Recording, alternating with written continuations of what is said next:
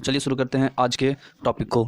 तो आज पहला क्वेश्चन यहाँ पर है कि 2020 ग्लोबल यूथ डेवलपमेंट इंडेक्स में भारत का स्थान क्या है, जो राष्ट्रमंडल सचिवालय द्वारा जारी दुनिया भर के 181 देश में युवाओं की स्थिति को मापता है। तो यहाँ पे पूछ रहा है दोस्तों कि भारत का जो स्थिति क्या है पूरे विश्व में, इसलिए तो ग्लोबल यूथ डेवलपमेंट इंडेक्स में भारत का स्थान, तो इसका चार ऑप्शन दिया हुआ है यहाँ पर, जिसमें पहला है 111वां स्थान, 117वां स्थान, 122वां स्थान और 134वां स्थान। तो इसका सही आंसर हो जाएगा दोस्तों 122वां स्थान। ठीक है, मतलब भारत जो है पूरे विश्व में 181 देशों के बीच में क्या 122वां स्थान है। किस लिए? तो यूथ डेवलपमेंट इंडेक्स के क्षेत्र में, मतलब युवाओं की स्थिति को लेकर कितना 122वां स्थान भारत को मिला है। तो चलिए यहाँ से हम अगले क्वेश्चन की ओर बढ़ते हैं। तो नेक्स्ट क्वेश्चन है कि 2020 वैश्विक युवा विकास सूचकांक में कौन सा देश पहले स्थान पर है। अब युवा विकास सूचकांक में विश्व में जो पहले स्थान पर देश है वो कौन सा देश है, जो राष्ट्रमंडल सचिवालय द्वारा जारी दुनिया भर के 181 देशों में युवाओं की स्थिति को मापता है। तो इसमें पिछले क्वेश्चन में था कि भारत का स्थान कितना है, और इस क्वेश्चन में है कि कौन सा सबसे पहला स्थान है। तो सबसे पहला है कौन? सिंगापुर। ठीक है, सबसे पहला स्थान पर कौन है? सिंगापुर। यहाँ युवाओं की स्थिति सबसे अच्छे मानी जाती है। चलिए अगले क्वेश्चन की ओर हम बात कर लेते हैं। तो नेक्स्ट है कि भारत ने किस देश के साथ पहला नौसैनिक अभ्यास अल मोहम्मद अल हिंदी 2021 आयोजित किया था। तो इसमें भी चार ऑप्शन दिए हुए हैं, मतलब भारत किस देश के साथ पहला नौसैनिक अभ्यास 2021 में किया, जिसका नाम क्या था? अल मोहम्मद अल हिंदी। ठीक है, 2021। तो इसमें है संयुक्त राज्य अमीरात, दूसरा है ईरान, तीसरा है ओमान और चौथा है क्या? सऊदी अरब। तो इसका भी आंसर हो जाएगा क्या?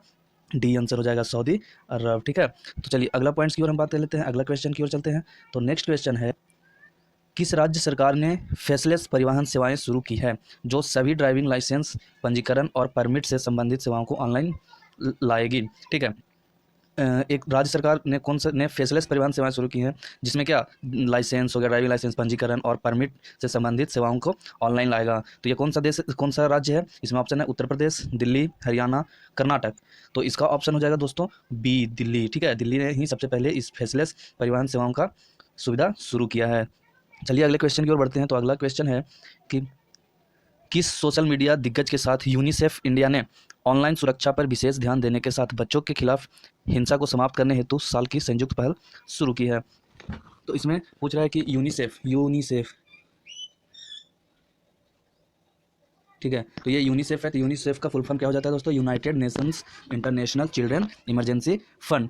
ठीक है, तो जो यूनिसेफ है वो किस सोशल मीडिया दिग्गज के साथ, कौन सा सोशल मीडिया साइट है जिसके साथ मिलकर बच्चों का क्या सुरक्षा के लिए, बच्चों की सुरक्षा के लिए ऑनलाइन तथा ऑफलाइन दोनों तरीक़े से सुरक्षा, उसके साथ क्या संयुक्त पहल किया है। ठीक है, तो संयुक्त पहल किसके साथ किया है? तो इसके लिए भी क्या है, चार ऑप्शंस यहाँ पर दिए गए हैं, जिसमें पहला ऑप्शन है इंस्टाग्राम के साथ, फेसबुक के साथ, टेलीग्राम के साथ या फिर व्हाट्सएप के साथ। तो इसका सही आंसर हो जाएगा दोस्तों क्या? फेसबुक के साथ। ठीक है, चलिए अब यहाँ से एक चीज़ बता दीजिएगा कि यूनिसेफ जो है, ठीक है, इसका स्थापना कब किया गया था? तो इसका स्थापना किया गया था 11 दिसंबर।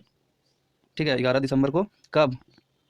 1946 में। ठीक है ना, 11 दिसंबर 1946 को इसकी क्या गई थी?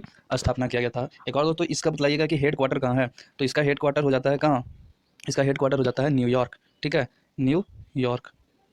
ठीक है, तो यहाँ से हम लोग देख लें क्या कि यूनिसेफ का स्थापना कब हुआ था? 11 दिसंबर 1946 को, और इसका हेड क्वार्टर कहाँ है? तो न्यूयॉर्क में। चलिए अब यहाँ से अगला क्वेश्चन की ओर हम बात करते हैं। तो नेक्स्ट क्वेश्चन है कि इंटरनेट नीति के मुद्दों पर चर्चा करने के लिए विभिन्न प्लेटफॉर्म, ठीक है, के प्रतिनिधियों के एक साथ लोन के लिए अक्टूबर 2021 में भारत द्वारा आयोजित किए जाने वाले पहले इंडिया इंटरनेट गवर्नेंस फोरम का विषय क्या है? ठीक है ना, तो इसमें ऑप्शन दिया गया है inclusive internet for digital India, inclusive internet for rural India. ठीक है, थर्ड में है कि inclusive internet for modern India, inclusive internet for growing India. ठीक है ना, तो इसका सही आंसर हो जाएगा दोस्तों क्या? Inclusive internet for digital India, मतलब ये डिजिटल इंडिया के लिए काम कर रहे हैं। तो ठीक है, यहाँ से IIGF का पूरा India internet governance form, India internet governance form. चलिए अगले क्वेश्चन की ओर हम बात कर लेते हैं।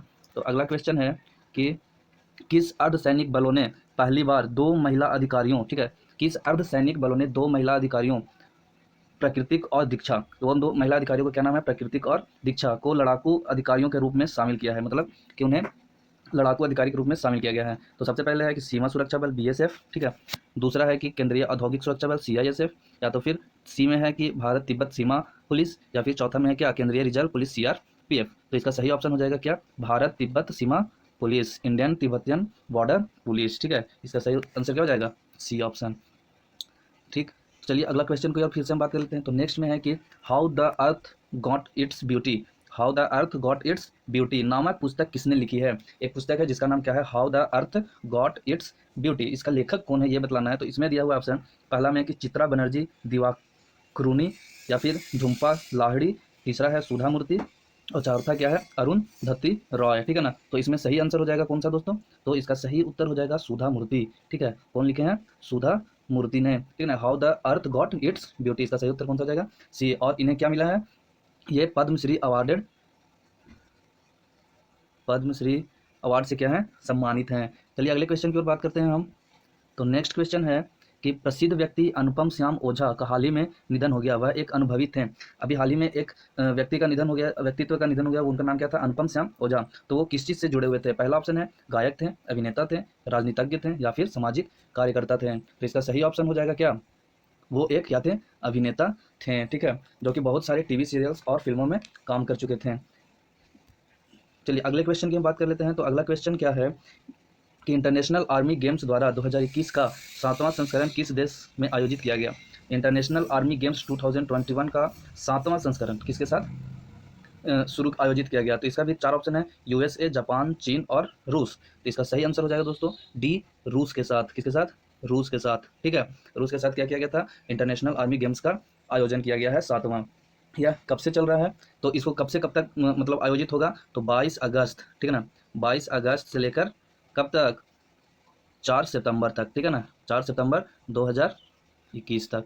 ठीक है, 2021। चलिए अगला हम यहाँ से अब फिर से बात कर लेते हैं इसमें कि यह कब से मतलब यह गेम कब से चलाया जा रहा था? तो यह 2015 से। ठीक है, कब से? 2015 से इसकी शुरुआत, और इसकी शुरुआत किसने किया था? रशियन मिनिस्ट्री ऑफ डिफेंस के द्वारा इसे ऑर्गेनाइज किया जाता है। तो धन्यवाद दोस्तों, अगर हमारा वीडियो अच्छा लगा हो तो इसे लाइक, शेयर और कमेंट कीजिएगा। और इसी तरह के वीडियो करंट अफेयर्स को जानने के लिए हमारे चैनल के साथ बने रहिएगा। और जो हमारे चैनल से अभी नए जुड़े हैं वो हमारे चैनल को लाइक, सब्सक्राइब और बेल आइकन को दबाना बिल्कुल नहीं भूलिएगा। धन्यवाद।